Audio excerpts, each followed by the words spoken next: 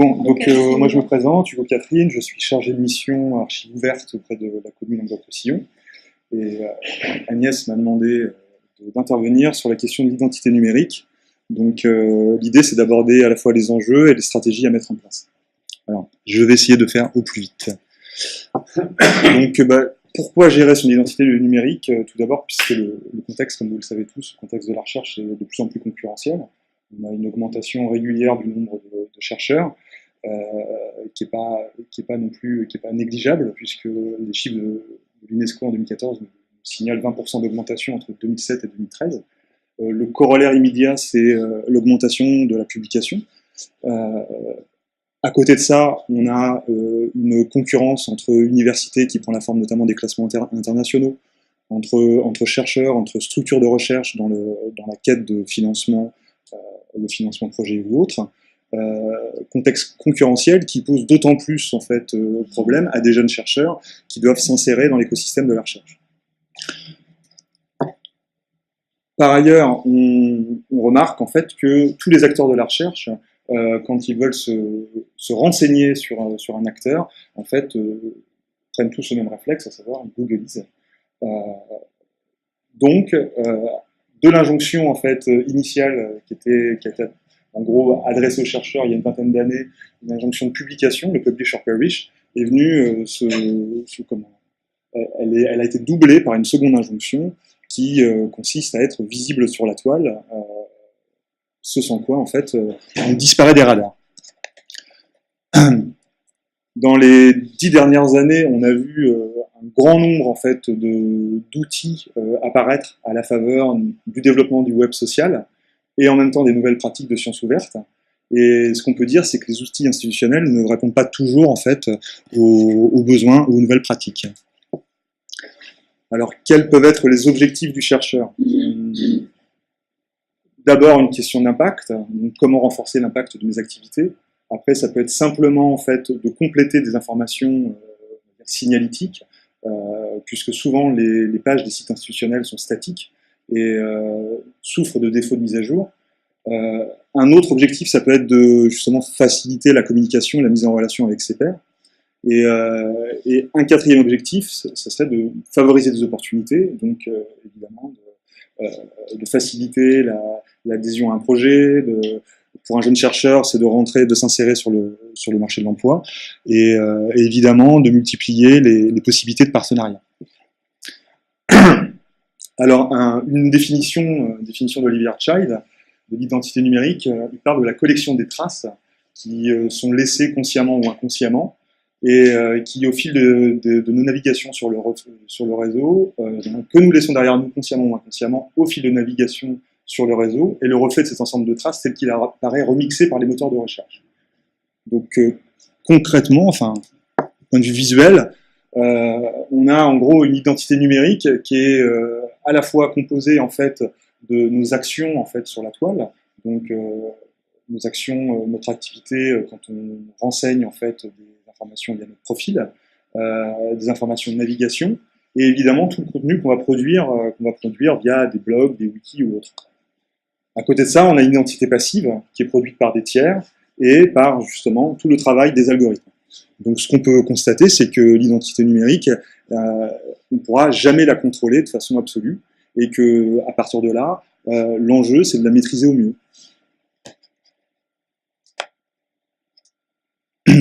À côté de l'identité numérique, on a une notion d'irréputation qui n'est pas toujours facile à gérer, puisque c'est une notion subjective qui est liée en fait aux questions de notoriété, d'audience, d'affinité.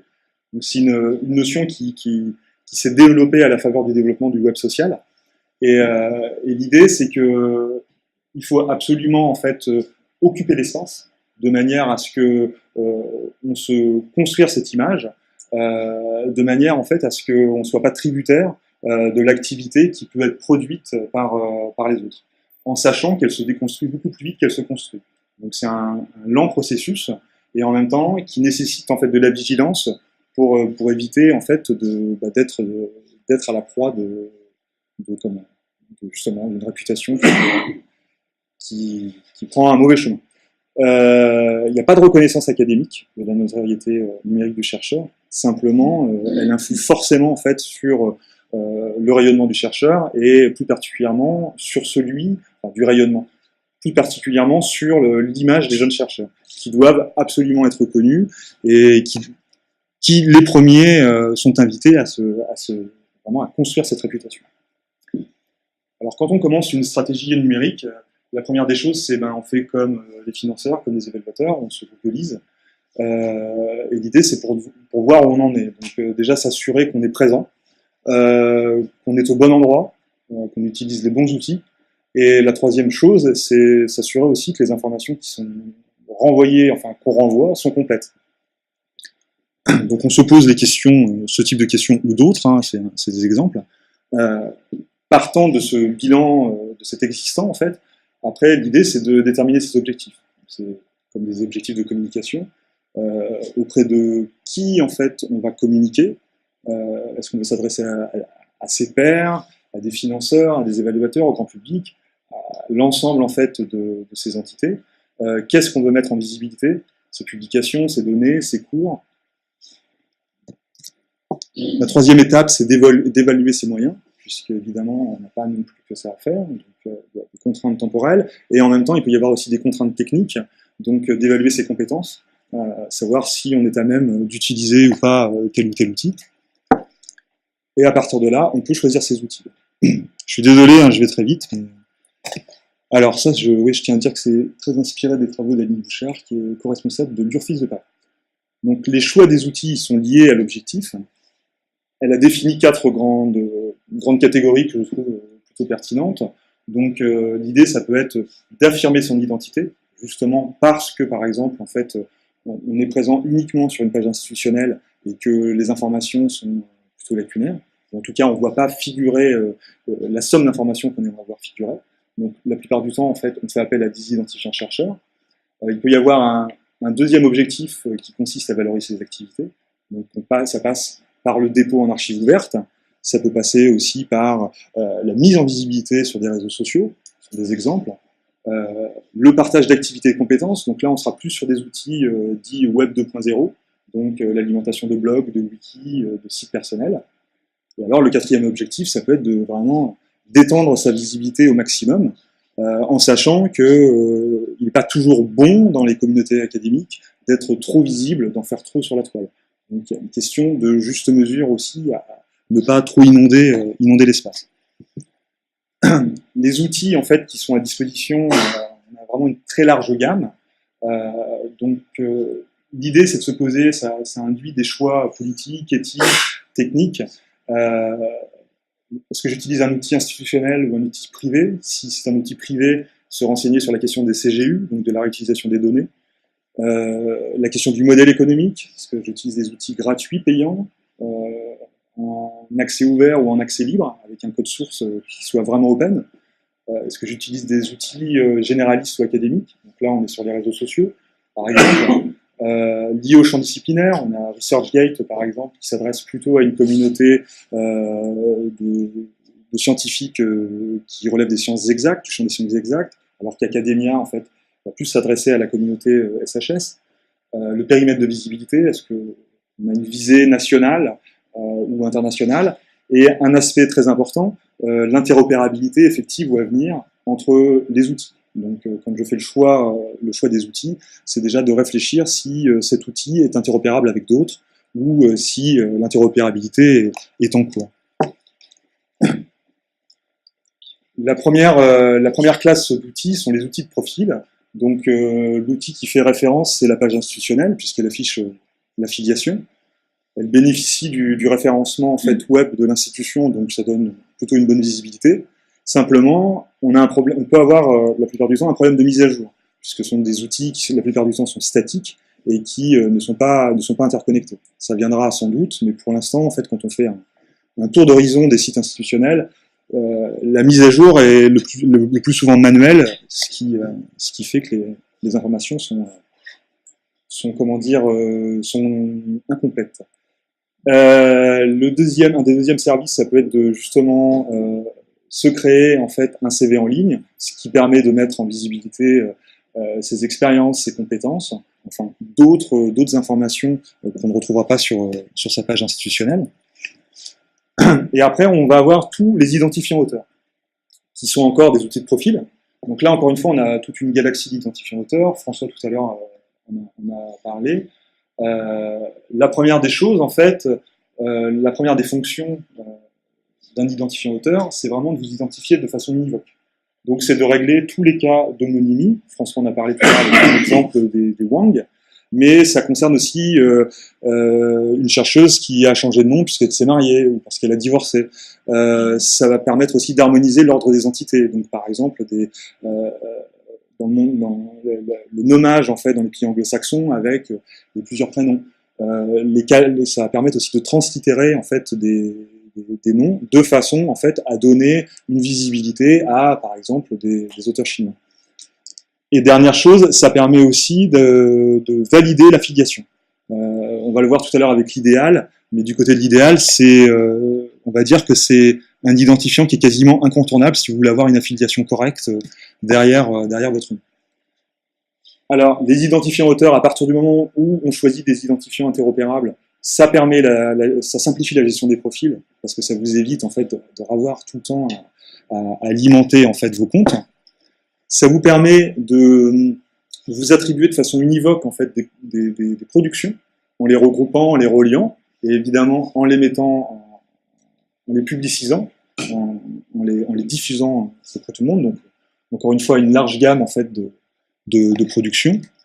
Et la dernière chose, c'est de faciliter la recherche d'informations. On en a parlé tout à l'heure. Donc, c'est évidemment en fait des pairs qui veulent lire vos travaux, mais ça peut être aussi des institutions qui se renseignent en fait sur vos productions dans le cadre d'évaluation, une agence de financement qui réfléchit au projet qui sera lauréat du financement. Un petit focus, puisque François tout à l'heure a parlé d'IDREF, sur l'idéal. Alors l'idéal, c'est vraiment un identifiant qui est centré sur les publications. Enfin, pas les publications, puisque dans HAL, on peut déposer autre chose que des publications. Tous les travaux qui sont déposés dans HAL. Donc là, en fait, l'idée, comme pour, on va dire, tous les identifiants auteurs, c'est de regrouper les formes associées. C'est d'autant plus, en fait, important dans HAL que HAL ne s'appuie pas sur des vrais référentiels. C'est-à-dire, je veux dire par là, qu'un co-auteur, en fait, va signaler une publication dans laquelle vous avez écrit, il va pouvoir orthographier votre nom, enfin, noter l'initiale au lieu de la forme développée de votre prénom, ça passera. Et donc, vous allez vous retrouver dans HAL, en fait, avec un éparpillement, en fait, de vos productions, sous différentes entrées. Donc là, l'idée, c'est justement, au travers d'un idéal, quand vous créez un idéal, vous allez chercher toutes les occurrences, en fait, qui peuvent être votre personne, vous vérifiez avec les publications, vous reliez tout ça, et après, vous avez une même entrée qui regroupe toutes vos publications. Ça facilite les affiliations, parce que de la même façon qu'il n'y a pas de référentiel auteur, il n'y a pas de référentiel réel structure dans HAL. C'est-à-dire que quelqu'un peut créer en fait une affiliation comme ça. Quelqu'un qui rentre en fait un dépôt, un chercheur étranger qui ne connaît pas bien, qui prend la forme, on va dire, anglophone d'une université, University of Montpellier, il peut créer, ça va passer, ça sera validé, et ça viendra en fait se surajouter au nombre d'entrées. Donc je vous laisse imaginer le travail des gestionnaires dans les bibliothèques, dans les établissements de recherche pour nettoyer tous ces référentiels. C'est quelque chose de phénoménal. D'autant plus que HAL a simplifié son interface il y a 1 an et demi, et que maintenant, en fait, vous n'avez pas besoin quand on vous signalait un dépôt, une seule affiliation suffit pour valider un dépôt. Donc, dans le cadre d'une copublication, après, c'est une API qui va faire le reste. Et si vous avez un idéal, 95% du temps, ça va matcher. S'il n'y a pas d'idéal, ça va partir dans le décor. Et donc, du coup, derrière, ça suppose un travail de correction, donc sur-travail pour les gestionnaires, et en même temps, ça veut dire que pendant le temps en fait, de correction, vous serez mal affilié. Ça va vous permettre aussi de lier vos différents identifiants, c'est-à-dire que quand vous créez un idéal, vous pouvez signaler vos identifiants IDREF, Archive, ORCID évidemment, ISNI, VIAF, et on va le voir après, mais l'idée c'est de mailler votre réseau d'identifiants de façon à multiplier les portes d'accès. Et qu'un évaluateur, un financeur, un pair, il passe sur ORCID, il va avoir accès en fait à vos productions dans HAL. Alors c'est pas encore effectif, mais c'est à venir. Mais par exemple, s'il passe par HAL, il va pouvoir cliquer sur votre lien ORCID depuis en fait votre idéal, et là il aura accès à d'autres informations. On va le voir après, il y a des informations sur votre parcours de formation. Et de la même façon, vous pouvez afficher les URL des réseaux sociaux. Dernière chose, l'idéal, c'est le préalable en fait à la création d'un CV qui s'auto-alimente au gré de vos dépôts. Donc vous choisissez les métadonnées que vous voulez afficher, et juste après publication, si vous voulez noter une page de, enfin, 2-3 lignes de présentation, il y a une zone de texte libre. Et après, vous avez en fait vos productions qui vont s'afficher par ordre antéchronologique au gré des métadonnées que vous avez gardées. ORCID. Alors ORCID, c'est vraiment l'identifiant international qui est en train de s'imposer, qui vous permet d'ajouter des éléments biographiques, votre cursus de formation, vos affiliations, les publications, les projets, les sites web, même vos activités de reviewing, puisqu'ils sont connectés maintenant avec Publance. Donc vraiment, en fait, donner une visibilité très large en fait, à vos activités. Alors, c'est exigé maintenant par un grand nombre d'éditeurs. Vous ne pouvez plus publier en fait, chez certains éditeurs sans avoir un ORCID. Vous ne pouvez plus demander en fait, un projet sans avoir un ORCID. Donc c'est vraiment en fait, l'identifiant qui s'impose. Il est interopérable. C'est un vrai hub de données. Il est interopérable avec énormément d'acteurs, ce qui veut dire que quand vous paramétrez votre compte, vos informations remontent directement. Depuis en fait, les sites éditeurs, depuis en fait, des entrepôts de données. Donc évidemment, en fait, il a à la fois une reconnaissance et une assise politique, et en même temps, il offre des facilités techniques. Simplement, donc il y a une adhésion nationale en cours. Simplement, la question reste l'hébergement des données. On en parlait tout à l'heure avec Pascal. Les données, elles sont hébergées aux États-Unis. Alors, on entend des rumeurs comme quoi il y aurait un site miroir en Europe, mais Pascal disait que sur le site, il n'y a pas de confirmation. Donc ça pose quand même une vraie question, puisque c'est vraiment un identifiant qui est en train de s'imposer partout. Tout le monde, en fait, maintenant on a dans le cadre d'une adhésion nationale, en fait, les établissements qui vont être signataires du consortium qui portera l'adhésion nationale imposeront en fait à chaque chercheur d'avoir un ORCID.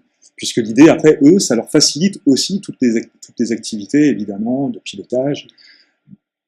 Justement, pour l'hébergement, dans les conditions d'utilisation de l'ORCID, c'est bien marqué que les données sont hébergées dans un pays qui ne peut pas être le vôtre, et que les lois ne sont pas forcément celles de l'autre. Tout à fait. Sauf que... c'est aux États-Unis. Voilà.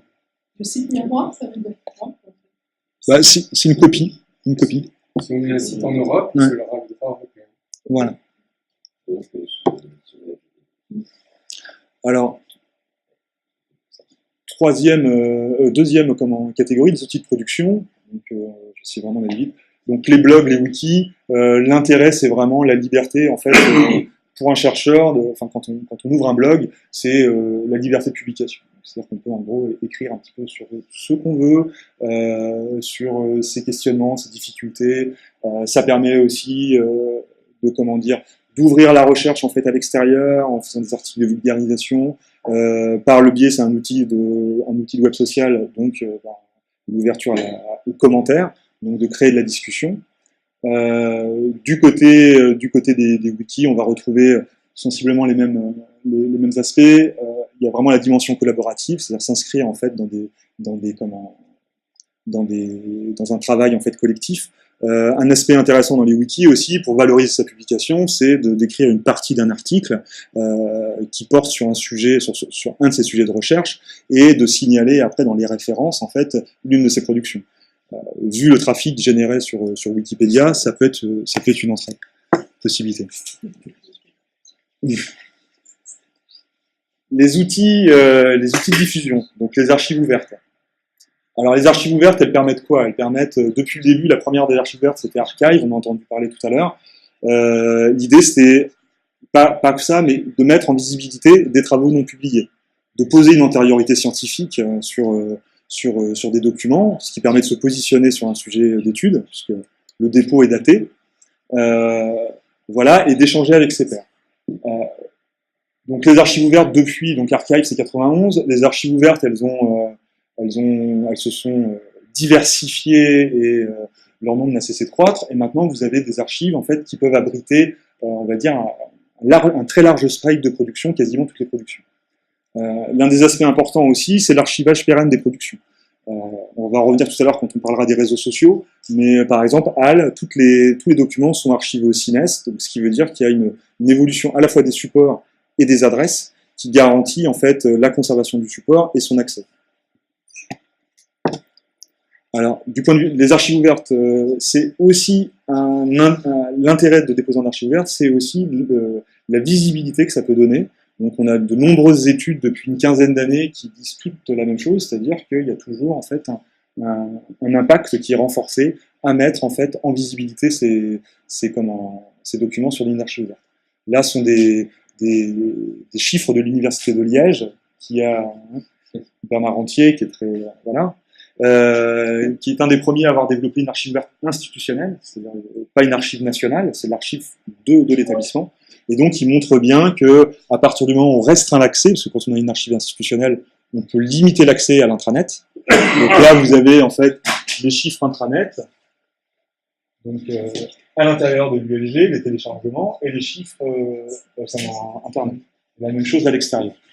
Et ça a un impact direct sur les citations, puisque ça, c'est le nombre de publications de l'ULG qui n'ont pas de citation, enfin, c'est sur la période 2007-2011, et vous avez en fait un écart de citation qui est comment dire, alors c'est oui, enfin bon, bref. Il y a un écart de citation, je ne vais pas rentrer là-dedans, et autrement, en SHS, c'est encore plus important, puisque les SHS souffrent d'un défaut de référencement, ils ne bénéficient pas d'outils comme le HOS ou Scopus.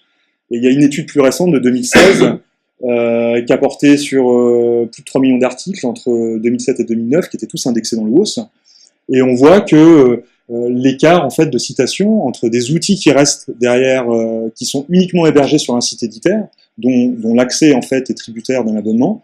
Donc, par exemple, pour les arts, c'est là où on a le plus gros différentiel. On passe, c'est plus de 3 fois, enfin, il y a un gain c'est multiplié par 3 les citations.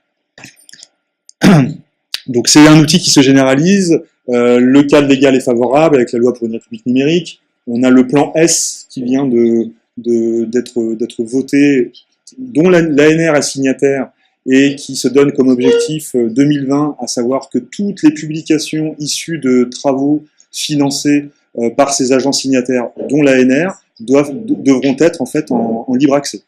Donc les archives ouvertes sont un des outils qui est recevable. Les réseaux sociaux ne le seront pas, par exemple. Comment ? C'est ça, exactement.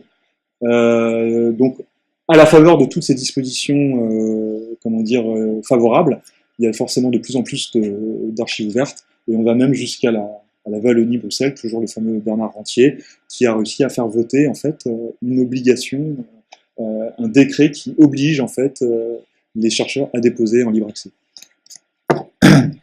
Donc les outils d'échange, je vais peut-être passer ce qu'on a vite. Vous avez des outils d'impact qui maîtrisent justement toute la notoriété numérique qui est encore une fois liée au web social.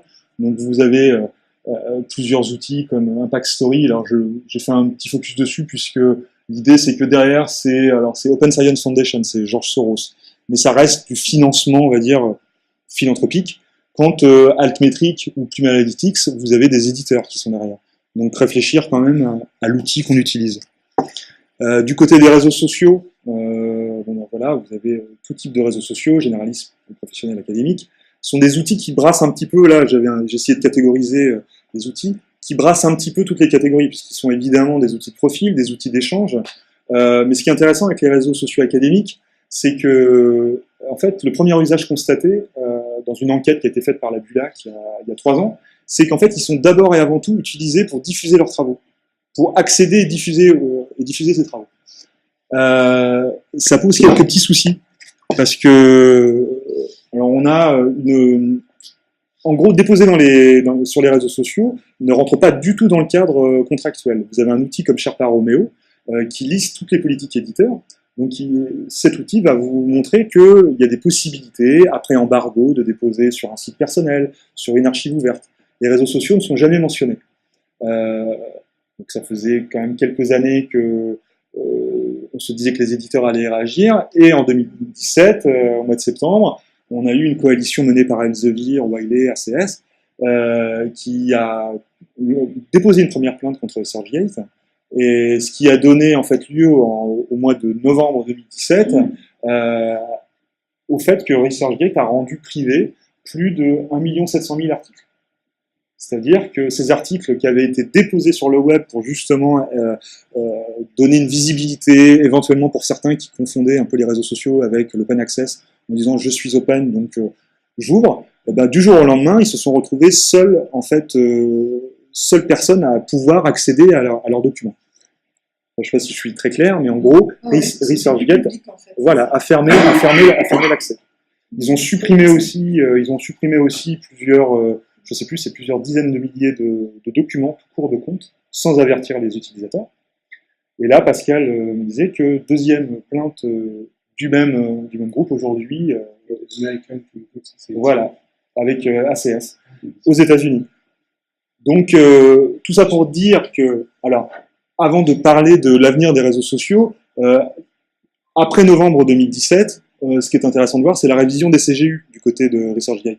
C'est-à-dire qu'ils ont révisé leur CGU en insistant bien sur la responsabilité des utilisateurs en matière de droit d'auteur, qui se réservait la possibilité, en fait, de se retourner vers les utilisateurs en cas de plainte et donc de dommages et intérêts à verser. Et autre chose qui est intéressant, c'est aussi la façon dont ils insistent sur le fait qu'ils peuvent conserver les données personnelles, même après désabonnement et fermeture du compte. C'est-à-dire que on voit bien, c'est toujours le même modèle commercial, à savoir que quand c'est gratuit, c'est que c'est bon produit. Et donc l'idée, en fait, le modèle économique, c'est quand même de garder ces données pour pouvoir les monétariser à un moment ou à un autre. Comment ? C'est une vraie guerre économique. Tout à fait. Entre les agences éditeurs, publishers au sens publisher, et la science ouverte. Oui, alors après, est-ce qu'on peut parler des réseaux sociaux comme d'un outil de science ouverte ? Bon. En tout cas, ce qu'on préconise, alors effectivement, moi je suis chargé de mission archives ouvertes, donc je suis un peu au point. Mais ce qu'on préconise, c'est de déposer dans les archives ouvertes et après de déposer un PDF dans lequel ne figure qu'un lien vers le dépôt dans l'archive ouverte. Vous déposez en fait un PDF sur les réseaux sociaux sur lequel vous n'avez que le lien URL qui pointe vers le dépôt dans HAL ou vers le dépôt dans l'archive ouverte de votre établissement. Du coup, vous mettez en visibilité, parce que les réseaux sociaux sont très bien référencés par les moteurs de recherche. Donc, vous mettez en visibilité vos travaux, simplement, vous êtes dans les clous au niveau légal, et pour moi, vous êtes un peu plus open science qu'en déposant sur les réseaux sociaux. Déposer sur Paris quelque chose qui était encore sous exclusivité.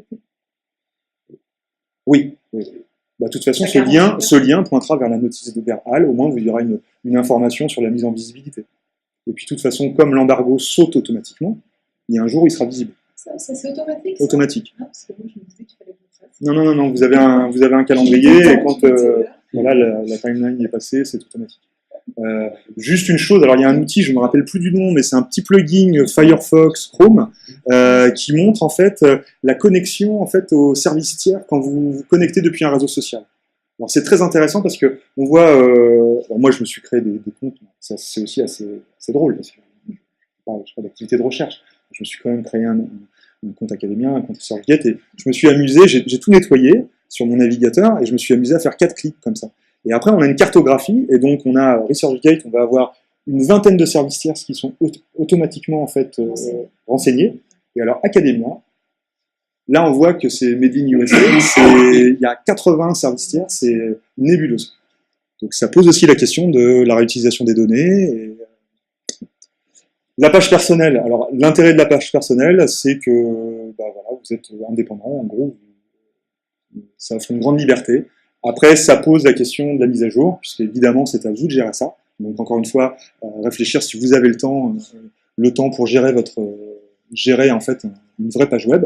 Après, l'intérêt de la page personnelle, c'est d'acheter un domaine, un nom de domaine. Donc là, en vous achetant un nom de domaine, vous n'êtes tributaire d'aucune plateforme. Ce qui peut toujours être intéressant. Après, aussi, ce qui est intéressant, c'est de relier, encore une fois, là, par exemple, c'est le petit encart Twitter, de relier, en fait, son compte Twitter à l'URL de sa page web. Alors, les bonnes pratiques, j'en ai déjà parlé, c'est de multiplier, en fait, se construire vraiment un réseau d'identifiants pour multiplier les points d'accès, en fait, à sa personne. L'idée, en fait, c'est que ça va améliorer en fait votre référencement, puisque à partir du moment où il y a des liens qui pointent vers vous, c'est une des règles du référencement web, et d'intégrer toutes les URL, en fait, enfin pas forcément toutes les URL, mais de faire un choix sur certaines URL d'identifiants à intégrer à votre signature. Alors, ce qu'on voit de plus en plus en fait arriver, c'est l'identifiant ORCID, puisque étant donné qu'il s'impose à tout le monde et qu'en même temps il est interconnecté, donc c'est vraiment la porte d'entrée, on va dire, la plus large. On a de plus en plus de chercheurs qui intègrent leur identifiant ORCID à leur signature mail. En termes de bonnes pratiques, alors il n'y a pas d'identifiant unique, hein. ORCID essaye de s'ériger comme ça, comme le seul. Ça n'existe pas, et c'est à mon avis pas bon de raisonner comme ça. Par contre, il faut quand même réfléchir à limiter le nombre d'outils de profil, de manière à ce que toutes les informations soient uniformisées, et ne pas avoir en fait des informations parcellaires sur un compte et des informations beaucoup pleines sur l'autre. Réfléchir aux mots-clés, parce que ça participe du référencement web. Après, se pose la question de la mise à jour, donc on en a déjà parlé, plutôt choisir en fait des outils interopérables, en sachant qu'il y a des services associés. On l'a vu avec le CVAL qui peut être généré automatiquement, c'est-à-dire qu'après l'idéal, vous déposez, votre CV s'alimente automatiquement, donc c'est pas chronophage. Vous avez un plugin HAL WordPress, si vous avez un blog ou un site perso sous WordPress, en fait, vous pouvez embarquer un plugin HAL qui va directement en fait alimenter votre site des dépôts.